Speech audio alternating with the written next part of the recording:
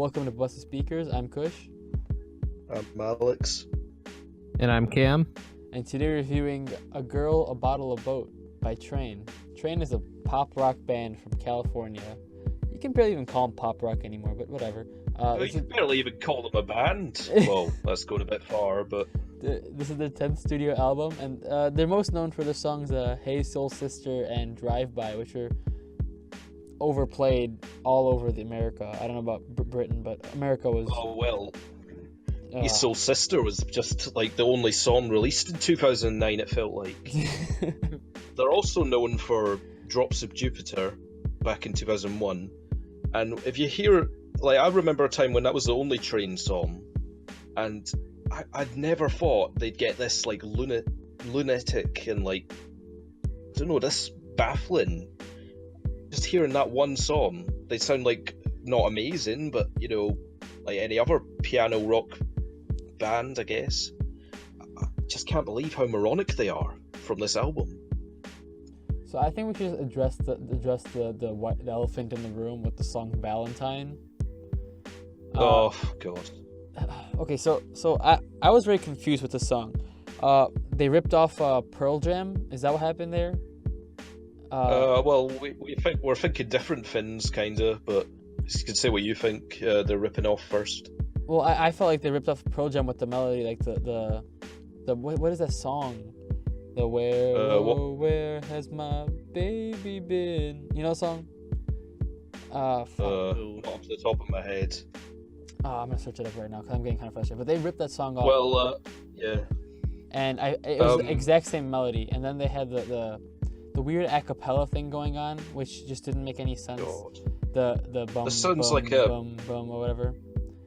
You're giving me nightmares again. And it was Last Kiss by Pearl Jam. That song. Oh right. And then they're clapping in the background, which is just horrendous to stop, and garbage lyrics, and instrumentation is bad, and I feel dead inside a little bit after listening to that. You know, it didn't get me motivated for Valentine's Day at all. I know it's coming up, but I'm not excited for Valentine's Day anymore. Train ruined Valentine's Day. That's the title of the video. Yeah, that'll get people flocking to this. When I first heard this, I thought it was in like a nightmare realm, because this is like a horrifying nightmare version of like Don't Worry Be Happy, because that's like an a cappella, maybe not classic, but maybe the most well-known used in a pop song. Oh yeah, for sure. And you know, this lyrically, this sounds like a teen pop song, because he says like, "Oh, baby, you're my Valentine, and like we'll be together forever." Pat Monahan is 45. What's he doing singing lyrics like this? It's not realistic. I'm pretty sure he's married. I know, so what's he doing? Also, I said in the Jacob Sartorius review, our good friend, that those lyrics would sound creepy sung by a 45-year-old, and I was right. They sound creepy sung by him. I mean, it's like, what is he thinking? You predicted the future. Oh, I know. Well, if I say, well, okay, I'll think of some other stuff. But yeah, this is just a horrific song to me. Like, when I first heard the bum-ba-dums, I knew I was in for a bad time, because let's remember, this is like track 7, so we already had our fair share of very bad songs. And this just tore it up a notch. I couldn't believe this. This is worse than anything they've made. And maybe it's not, though, because I've never listened to any of their other songs, but I couldn't believe it. Yeah, I tried taking notes for this one, but track 2 just left my brain completely numb, and like I tried scribbling something out for 3, but then that's just like, where no, I give up. My brain just went out to lunch. It did. Amazed at just how many albums they put out since from Hey Soul Sister on, because you know, you had that song, and that song was around so long. I just assumed that every single they released after it was just from the same album, kind of like how, oh gosh, I'm trying to remember, like Katy Perry, like she had Teenage Dream, and then when that sold millions, she re-released it with like a bonus disc or EP, or basically a bonus album, all with additional tracks on it. And of course, there was more singles from it, so technically they were all singles from the same album released years later. And that's just kind of what I assumed, but really, like, Hey Soul Sister, and then Save Me San Francisco, which that wasn't nearly as big of a hit, but I still heard it an awful lot. But then they had 2 more regular albums after that, then a Christmas album that I never heard about, and then a Led Zeppelin cover album. Yeah. What are they doing?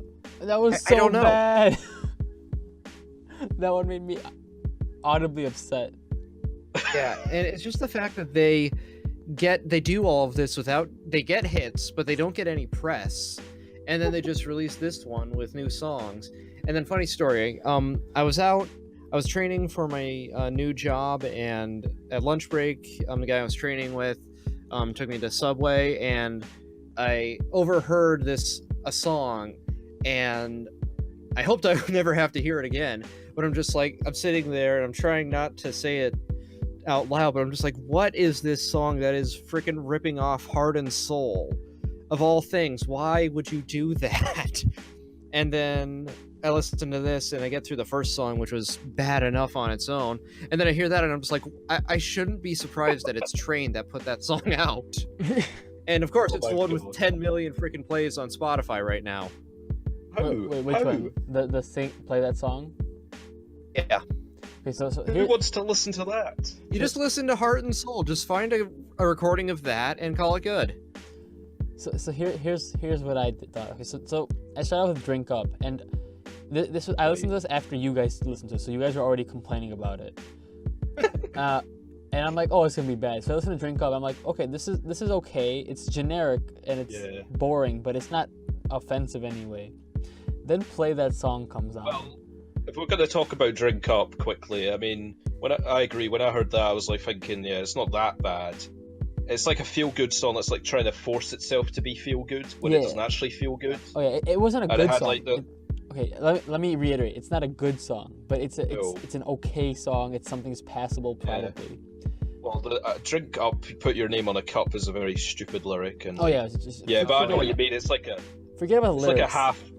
Forget about the lyrics. A half-decent song. It's like Train going bro country.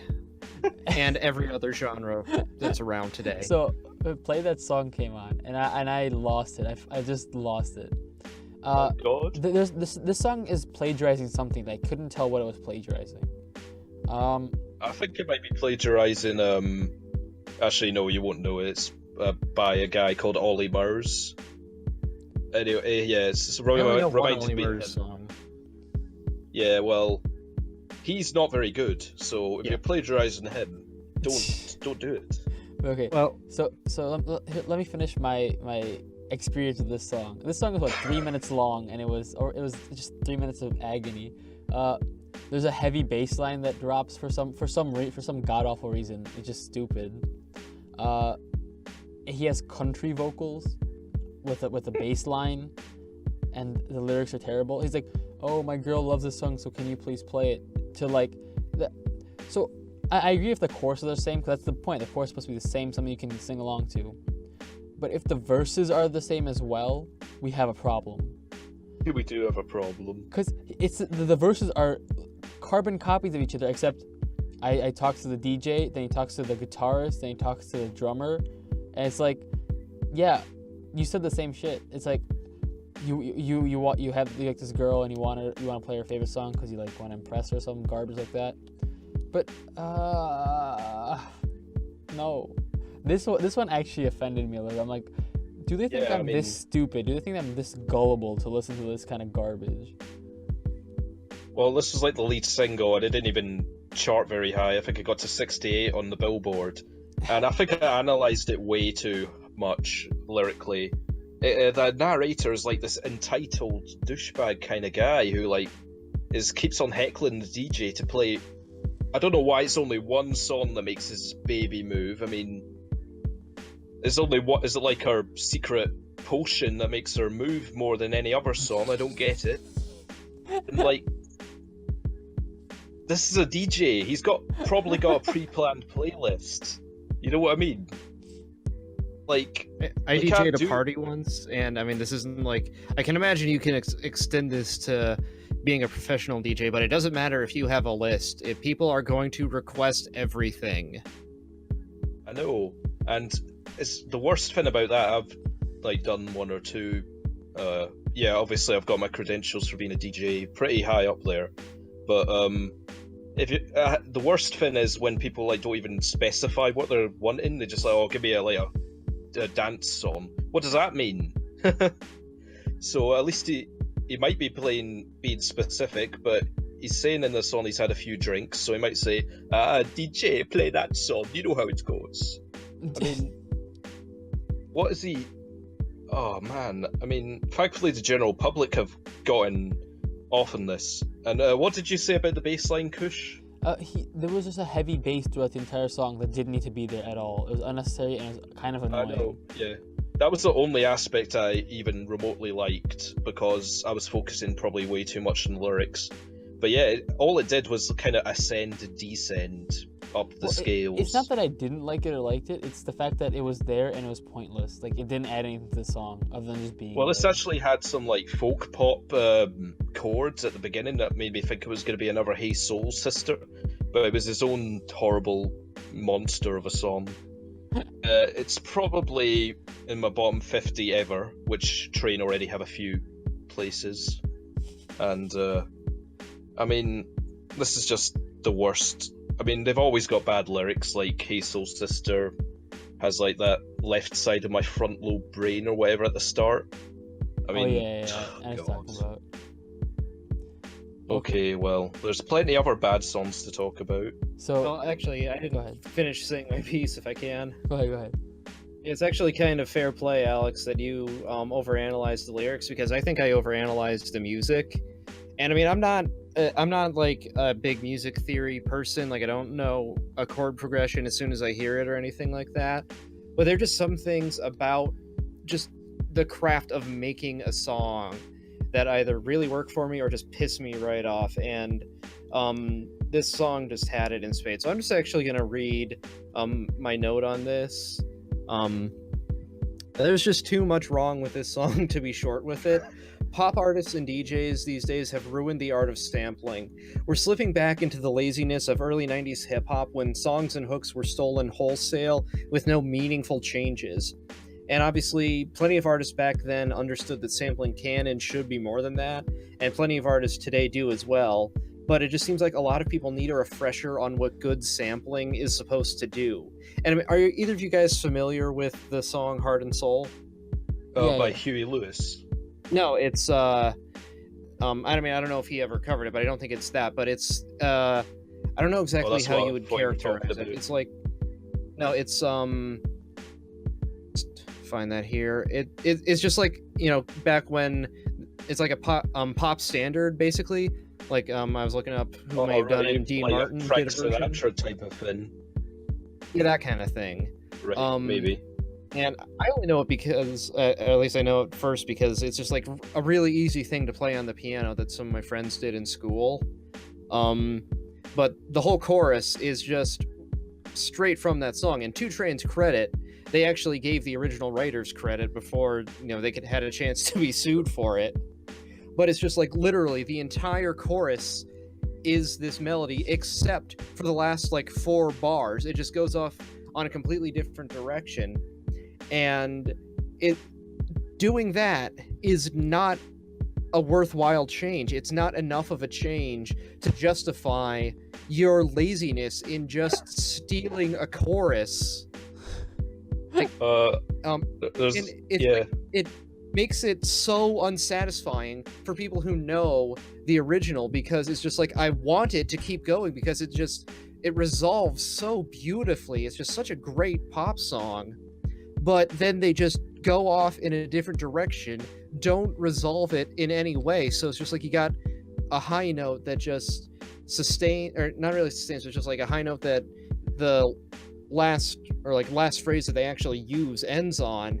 And it's like, I want it to like just step down the way it does normally, but it doesn't, and it just so infuriating. To add to bookend this complete roast of this song, some more bad lyrics. When you gonna play that song? When you gonna earn that pay? I mean, it's like, who are you to say what? I know, like, who are you to say like what he has to do to earn that pay? Everybody else on the dance floor is having a great time, and there's just this entitled heckler trying to get this one song that makes his baby move in a significantly great way. I mean, what's she gonna do? Is she gonna like cartwheel upside down, or like? I know I'm looking into it way too much, and there's also like, why are you gonna hesitate? Like, he has a playlist already, probably, or he's in the middle of another song, so he can't just change it. It's just, this is the type of song that I thought Train were past. Nope, you're wrong. You're absolutely wrong. So besides that, there's a couple other songs that I kind of want to hit real quick. Loverman had. Hit them all very hard. Loverman had the Priscilla Renee feature, and she sounded dead the entire time. Like, she did. She sounded like a robot. She's. I wonder how much they have to pay her to get her in the studio and like record this, because I don't think she wanted to be on it either. I don't think so. And it's the stupidest like duet I've ever heard, because it doesn't work like lyrically. After that, there's a Lost and Found had this weird bike horns. Just forget about it. So they had Lost and Found had this one lyric that pissed me off. It said, "Lost and found the ones who stick around." Oh, so here we go. Let's think about this. So okay, Lost and Found's the ones, right? Okay, so you lost someone, you found them, fine. Who stick around? If they're sticking around, then you can't lose them. That's just not possible. I don't even like try and make sense of his lyrics anymore. There's no point. Explain to me. So okay, my keys are always on me. You can't lose your keys if they're always on you. That doesn't make any sense. I mean, he's never had good lyrics. Never. Even Drops of Jupiter has like some bad ones, kinda, or like I don't know, some lazy rhymes is probably the best way to put it. But going back to Loverman, because I've written way too much, it doesn't work because actually I didn't mind her vocals because it was nice to hear someone other than him, even though she was kind of dead, and it's like a defeated purpose song. He's worried that she won't love him despite all the things he does to please her, and for some reason I caught a bit where he's out at sea, and imagining him as a sailor probably is very laughable, but it like kind of relates to the album cover, I guess. But there's a girl on the cover, so I don't know what he's up to. So anyway, and like he's worried that she like doesn't love him, but she's like completely unconditional. Oh, I can't wait for my lover man, only my lover man can. It's like there's no point to this. There's no like conflict of interest. She loves him, he's worried that she doesn't, but they brought her into the studio to sing those lines, so it actually sounds literally phoned in, though. Like there's such a like difference. Her, like the quality of her production and just going to him. Like maybe they were trying to do that to like symbolize the distance between them, but it just sounds terrible. Yeah. There are a lot of songs I want to hit on. Again, yeah, haha. But Lottery. Lottery. Okay. What is Yeah, it was okay, but I don't think the Hispanic music vibe really made sense. I thought this would be a quiet, slow acoustic number, but then it had like a little random mishmash of genres, like in the background, like you said, the Mexican or whatever vibe, and then it had like dance pop, and then like urban jungle beats, and even an a cappella bit to like prelude to the worst song ever, Valentine. Nothing sticks here, and he also sounds like out of breath on the opening verse, which is really bizarre. He's like, why does he sing like this? Please stop. Why do they do that? What compels them to sing like that? It's never sounded good. I know, and I'm amazed at how many styles are attempted here, but it's like the worst experiment gone wrong. It's like the Foxygen album, if like everything went wrong. This is how bad it could sound. Yeah, I'll give it that. Yeah. Working Girl, Silver Dollar, Oh, and What Good Is Saturday were all pretty forgettable for me. I didn't really care. Well, they're not forgettable to me because I've gotten a weird link between Working Girl and What Good Is Saturday. First of all, Working Girl is probably one of the least likely songs ever to actually exist in real life. Because he says a lyric like, I ain't like them other mans, think they're better because they own a Benz. Benz and mans, which is the worst thing ever anyway, do not rhyme.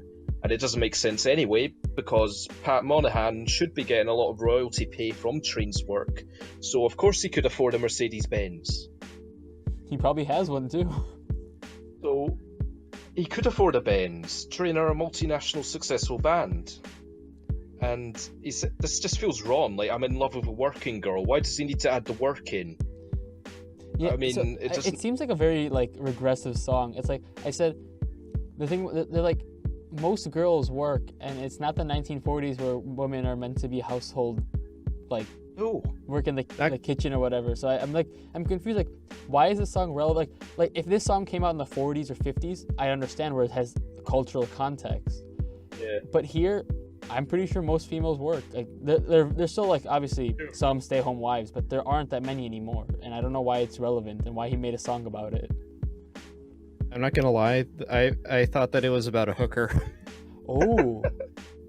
Maybe, but I'm gonna stick to the PG-13 narrative that they probably want. And there's also that weird lyrical metaphor. Let me get the door for you, as if he's being polite. But then there's also a bit like, if you don't like it, here's the door.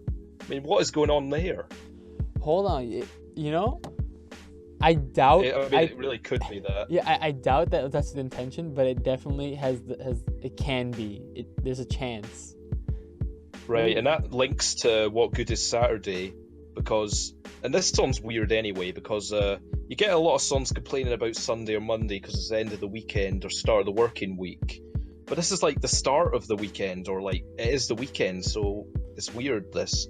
And obviously he's sad because his girlfriend's not there. So maybe he's sad because he is in love with his working girl and he can't see her during the weekend. I don't know. Like a lonely weekend, I don't know. I actually don't mind this song though, because it has a good guitar line and it has actual coherent lyrics and not processed vocals. Yeah, so the one song that I thought was probably the most listenable, well, two songs.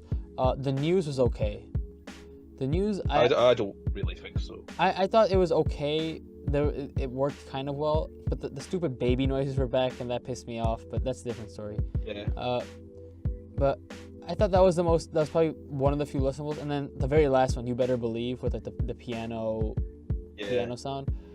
This is the only song that makes you think they are the same band who made Drops of Jupiter. Yeah, and I felt like that song was decent closer, and I thought the lyrics were pretty good. I when I read it, I thought maybe he's talking to his daughter. It's through some lyrics, it kind of made sense like that. Is it cheesy?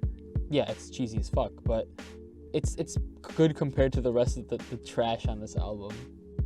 Well, it's just I don't get why they moved away from piano rock, because the two best songs I heard from them, this and Drops of Jupiter, and again I'm making that sound like it's Stairway to Heaven because it's the only kind of good song they've made, even though we probably don't really like it that much. But this is good because it reminds me of that, and it just makes me think why they didn't always have a sound around a piano. I mean, I get that that's limiting, and if you're as flawed a songwriter as Pat is, you're not going to get very many great songs based around a piano. You'll just sound like a drunk guy at a bar night. But I don't know, this sounds like where they're at their best and the most natural sound. And there's a decent amount of actual climax. They haven't deserved that climax because they haven't done any good songs on the album, but it works as an album closer. It doesn't go for any stupid experiment, and it doesn't try and stay relevant or modern with vocal distortion or modification. It works because of that. Kinda. Yeah, I felt like that was the one song that I would actually listen to again. Oh, I'm not listening to it again, but if one song If had to I be a ha- hit from this, Yeah, if I had to, yeah. yeah, well, I'd actually listen to it again if it was in that case, but definitely not by choice. Also, Silver Dollar. It uses the same horn sound, like you were saying, that most pop songs use.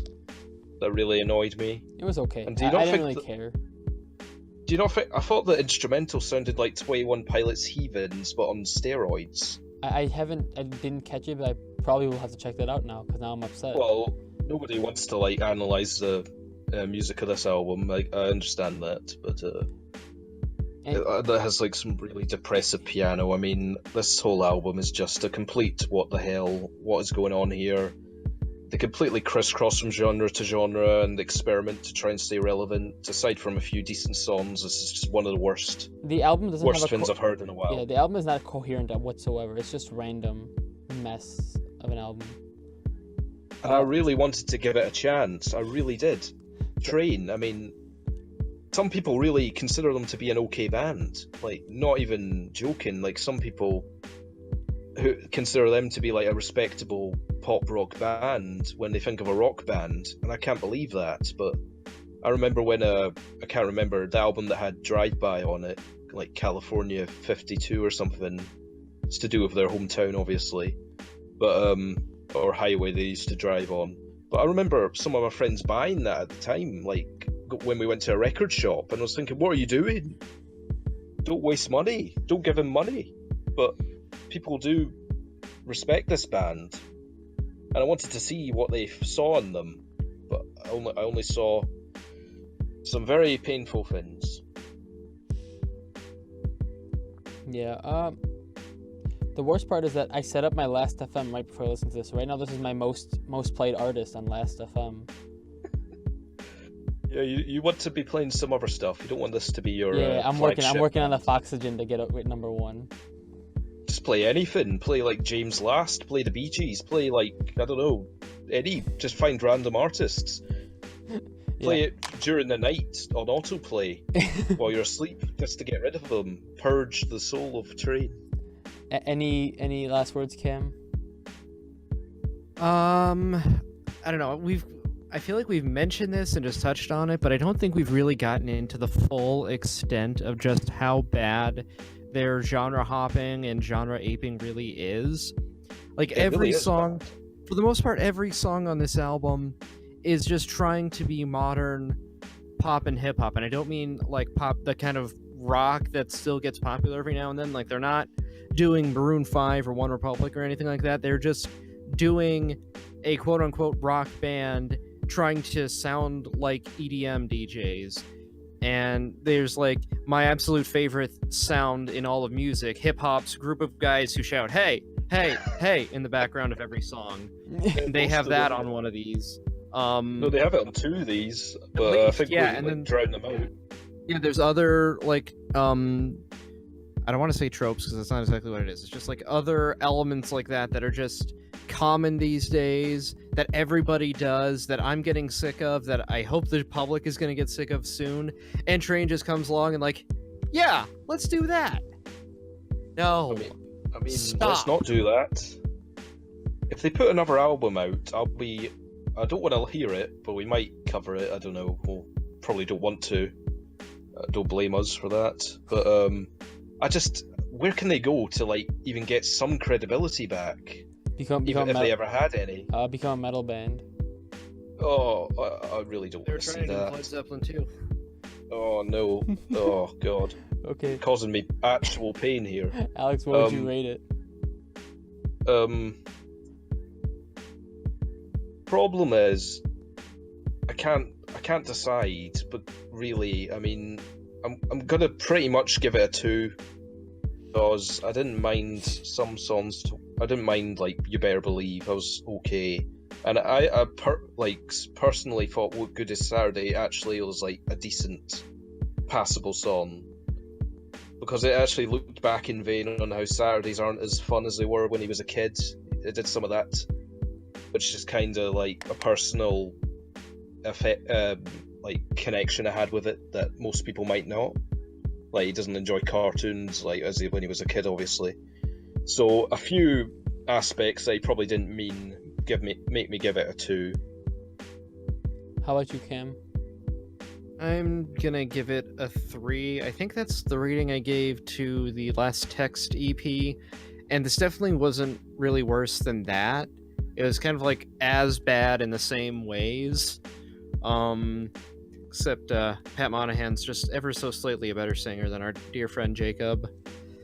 But it's just so saddening and infuriating and confusing to hear a pop band, like anything you want to call them, just give up on trying to sound unique and just, like, I mean, you can say that they never tried in the first place, but just completely throw out any idea of having their own personality and just doing what absolutely everybody else is doing, especially when a lot of what everyone else is doing isn't any good in the first place. This was just a bad album. Very bad album. I gave it a 3. So for my rating scale, 3 is like just mostly garbage, and this was mostly garbage minus 1 or 2 like 1.5 songs. Because the news wasn't bad. I kind of enjoyed it, minus like the chorus and the baby noise EDM part. And the last song was obviously decent, but I think the rest of it was just utter garbage that I didn't want to listen to. But you guys made me, and now I have to suffer. So. Well, the thing is that the news is after Play That Song, and I think it's like with Bingo on the Last Text. Anything after that will sound comparatively probably a bit better than it actually is, because that had a lot of liberal use of vocal effects, probably the worst on the album, and just really, really didn't work. To finish us off, I just want to say one more point that on Drink Up, the Drink Up, put your name on a cup. It was a dumb lyric, and it reminded me of like when Starbucks, when people put their name on a cup to like know which order's theirs. Don't know why it reminded me of that, but I think Train need to do that on some of their albums, because no one knows what they sound like anymore. Dude, they don't even have a sound. They're just. I was actually offended by some of these songs on here listening to them. Like, do they think that I'm this stupid, this gullible, that just because on the radio I can assume it's a good song? I don't think that's valid. Not even on the radio. It's just a madman loose in a shack recording any old rubbish that comes in his head. Almost literally is like that. I actually worry for Pat Monahan's mental health sometimes with these lyrics. I'd say he needs to take a break, not just because I don't want to hear any more music, but to actually get him, more mentally sane. So, thanks not for that. Thank you not at all. Tune in next time when Alex tells us how he really feels. His guilty pleasure is Train. Oh, well, I was in the closet with that one. Okay, well, if that's it, then thanks for tuning in to Busted Speakers. If you like what we did, then make sure you like and subscribe. If you felt differently about this album, tell us why we're wrong in the comments below. And you're probably wrong, but that's okay. And check us out on social media.